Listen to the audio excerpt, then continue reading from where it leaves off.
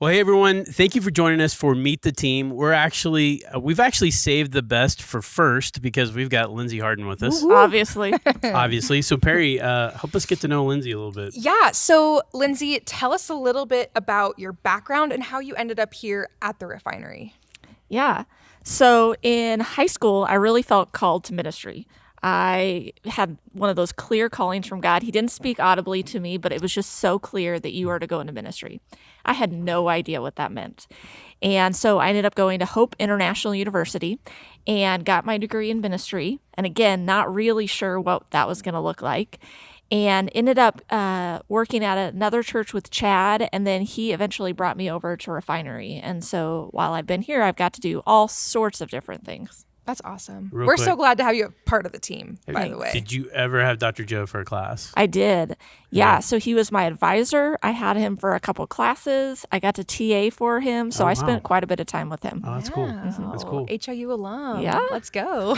Yeah, Dave, do you have any? I didn't go there. That's okay. So when you say you've done a lot of stuff here, you've been here at Refinery as long as Chad has, right? I mean, Chad Almost. technically is the first, Yeah. because he's our founding pastor. But you were like the first staff hired, right? No, not quite. But I Okay. came pretty quick after. Okay. And so I've been here. I came about 6 months after they started. So what roles have you done here? Oh, man.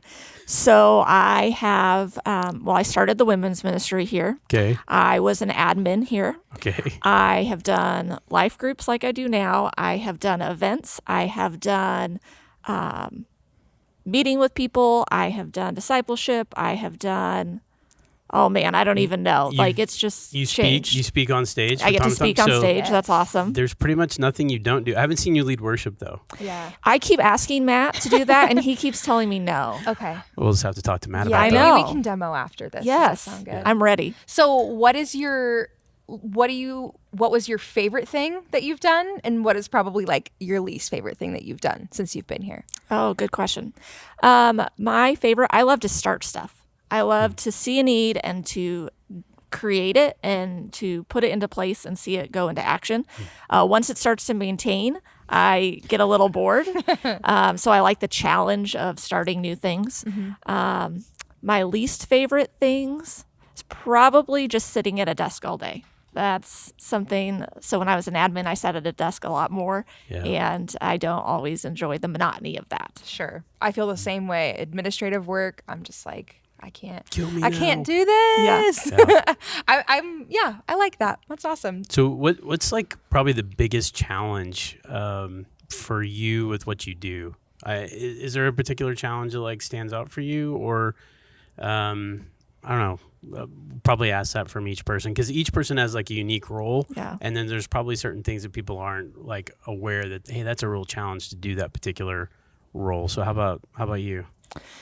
Probably getting people to understand that showing up to church on a Sunday is not being a part of the church.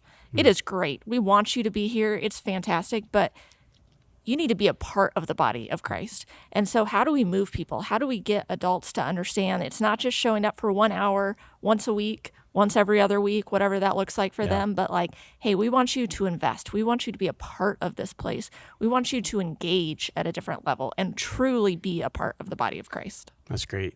That's great. And yeah, so like it's taking like the walking with Jesus deeper than just attendance. Yeah, like actually sure. like living it through the fabric of the church. That's really good.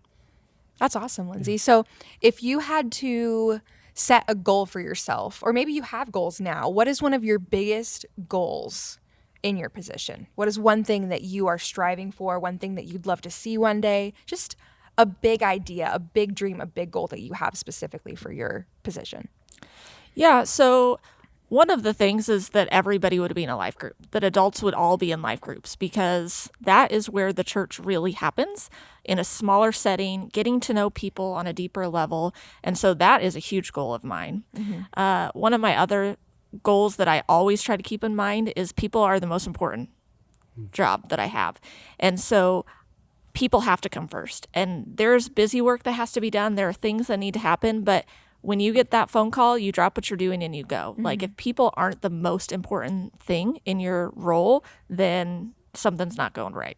Yeah. It's good. That's really good. And I love how those two things tie back to what you said just a second ago, too, about how being a part of the church isn't just coming to church on a Sunday. It's being in a small group and being involved and serving and being people-oriented, focused on people. It's not just about the tasks and, the desk work and the administrative work and all that good stuff. Well, I've got to say, like, you have probably, arguably one of the most important roles here at Refinery, because you are helping people through their next steps. In fact, that's your title, your role. So, like, helping people go from attendance to stepping out of the shadows and filling out, information, or, letting us know who they are, getting plugged into a small or a life group, or being baptized, like all those steps. Like, you play such an important role. And we're better because you're here.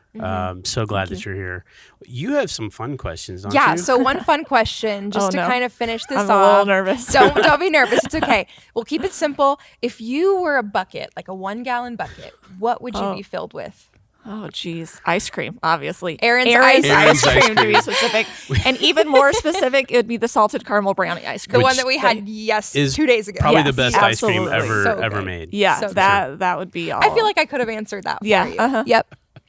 Well, Lindsey, thank you so much for being here. Thank you so much. We saved the best for first. Lindsey Harden, everyone. Thanks.